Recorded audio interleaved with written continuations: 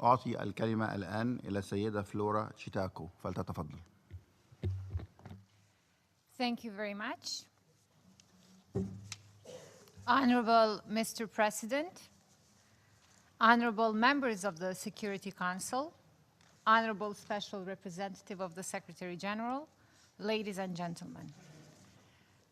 It is with great honor and pride that I speak in front of you today.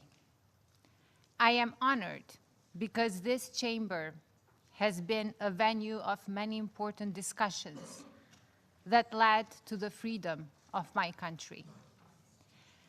I am proud because these last weeks have proven that Kosovo is on an irreversible path towards being embraced as an equal member of the big family of the free nations of the world.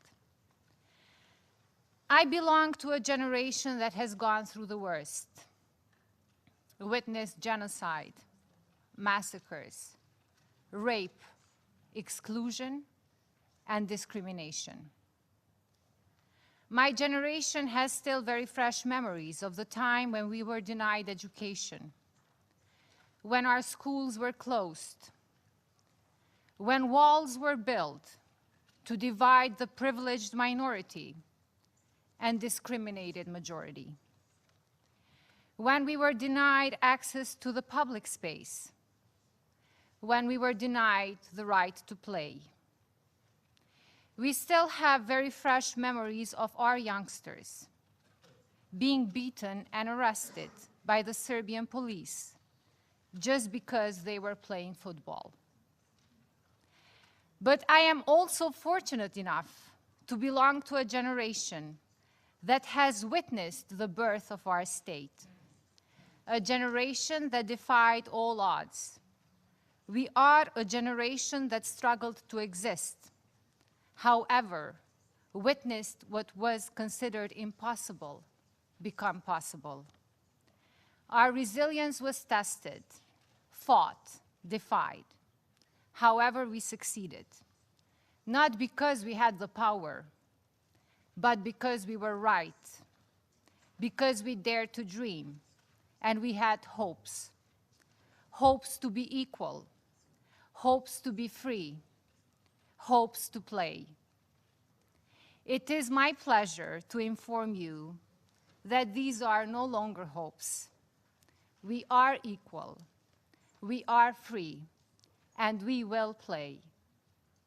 Last week, Kosovo was accepted in International Federation of Football Associations and Union of European Football Associations. This is a great victory for equality. This is a great victory for the sports. Once more, this is a testimony that sports has no boundaries and talent has no boundaries.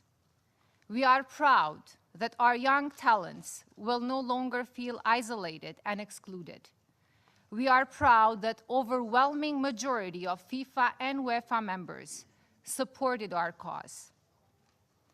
Nevertheless, it is disturbing to see our northern neighbor Serbia's outrage by all this wonderful news.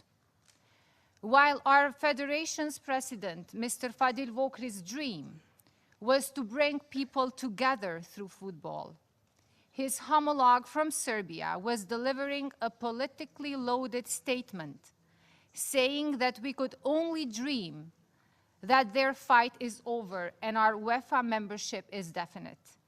Furthermore, Serbian Prime Minister stated that they will fight, and they will fight fiercely to reverse the decisions made in UEFA.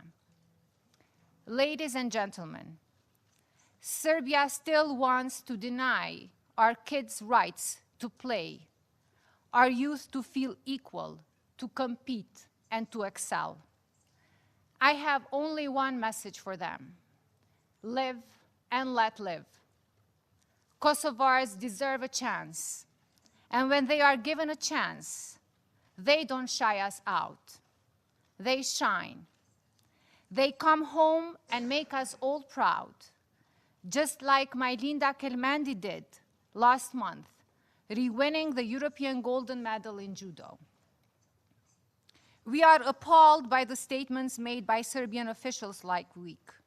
Instead of remorse and apology for denying generations of Kosovars their right to play and compete, we hear rhetorics that belong to the lost century. While young Serbian sportsmen and women excel in different sports, the Serbian government wants to deny the same right and privilege for Kosovo young people. Kosovo being accepted in UEFA and FIFA takes nothing away from anyone. It simply makes possible for Kosovo citizens to show their amazing talent to the world, equally as the rest. Honorable members of the Council, another important achievement for Kosovars was the recommendation of the European Commission to grant a visa-free travel to the EU, allowing strengthening business, social, and cultural ties between European Union and Kosovo. Kosovo institutions had to work hard to reach this goal. We were given 101 criteria, twice as more than the rest of the Western Balkan countries. But hard work did pay off at the end. This is yet another reason for us to feel equal. We grew up as a generation being treated as a second-class citizens in the former Yugoslavia. We are now equal citizens of the European continent, sharing the same space and the same opportunities to travel. For us, this has an added value, as 1/3 of our population already lives in European countries.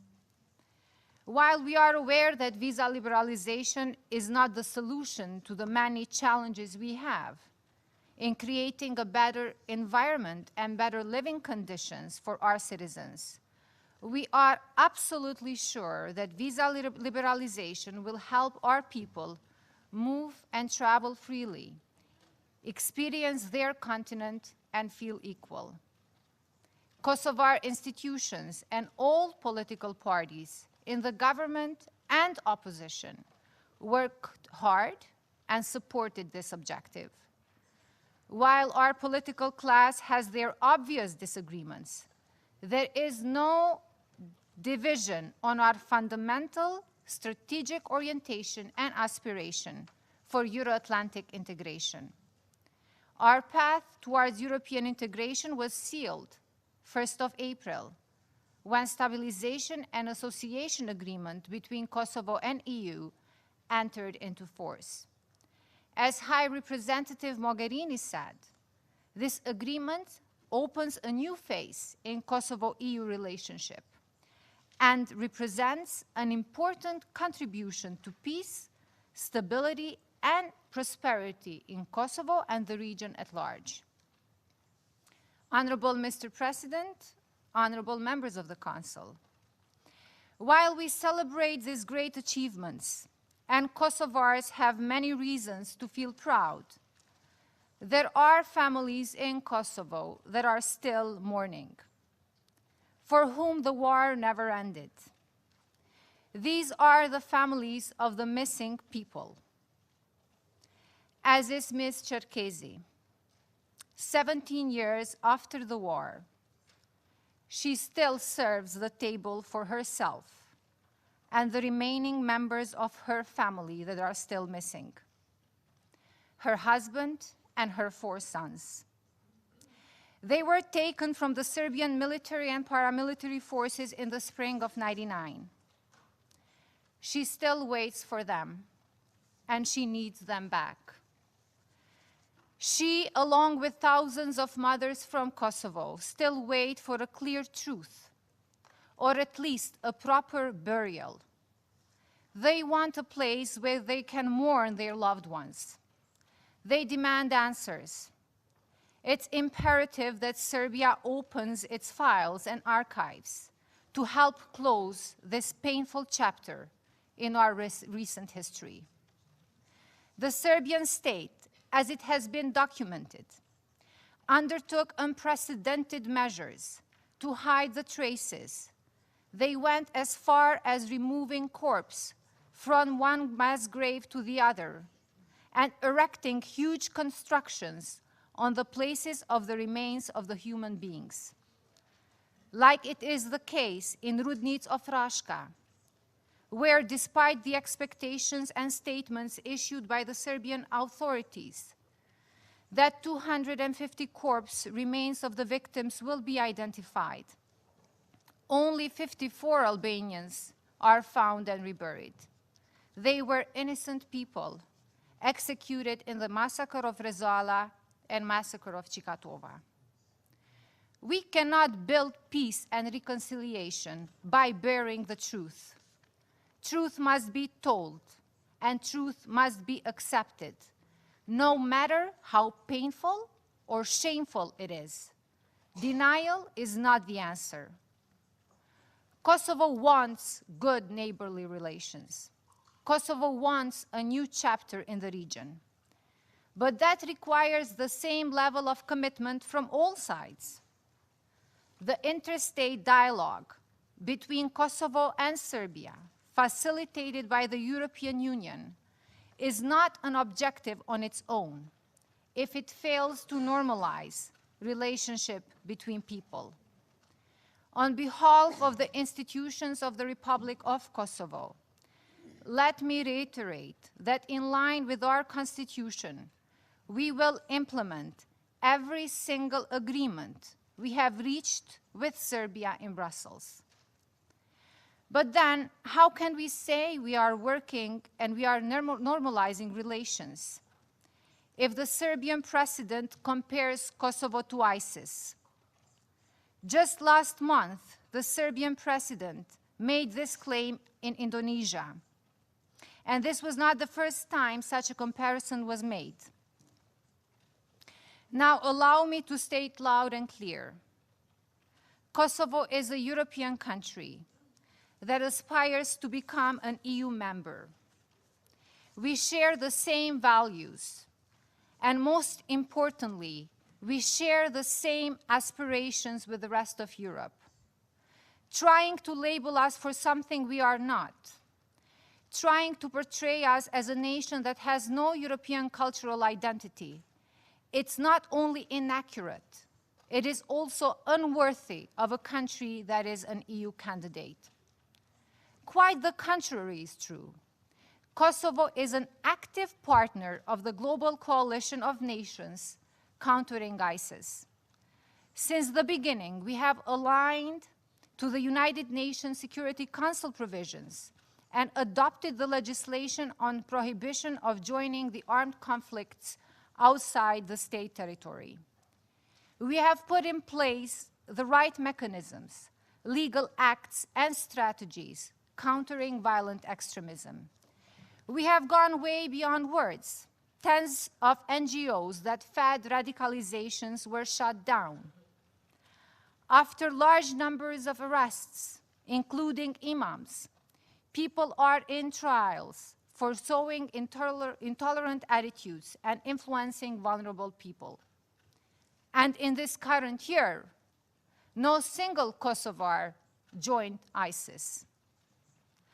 Kosovo sees ISIS as a common regional threat, a threat for Kosovo, for Serbia, and the rest of the Balkans.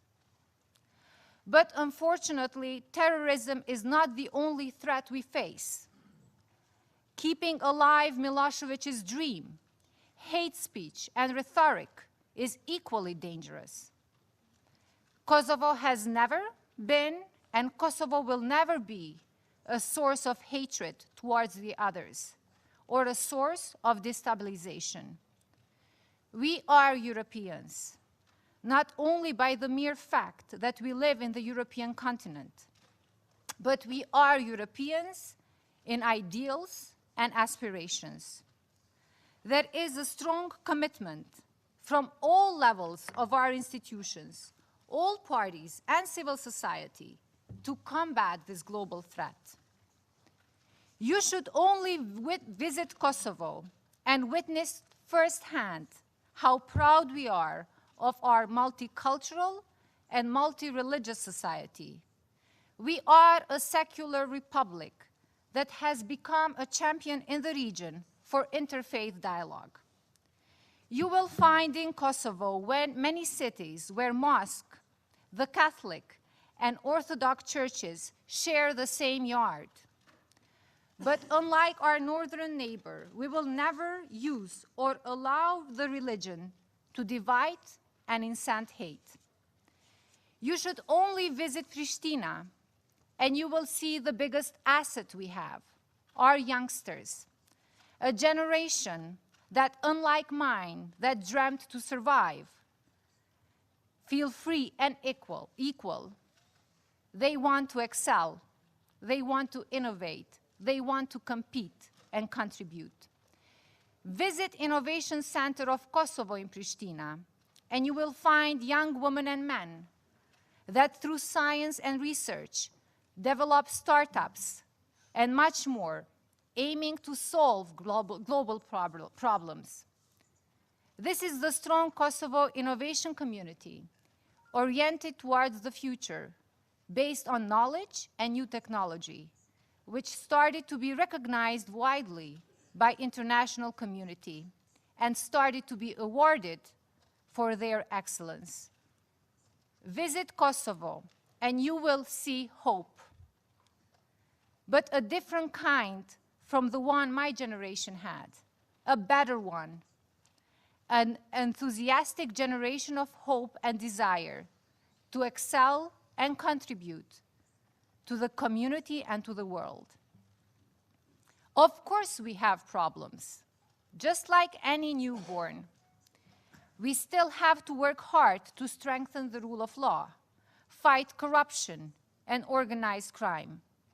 Some very important steps were taken recently. In terms of legislation, with the law on electronic procurement, and in concrete steps with the arrestment of more than 50 people, including high-level officials involved in organized crime. We are fully aware of the challenges that lie ahead of us, and we commit to address all of them. It is our duty as a generation to leave behind not only a free and independent Kosovo. We are aware that independence and freedom are not self-sufficient. They are just preconditions for creation of other values. Our duty is to leave behind a Kosovo that is more prosperous, in peace with all its neighbors, and an active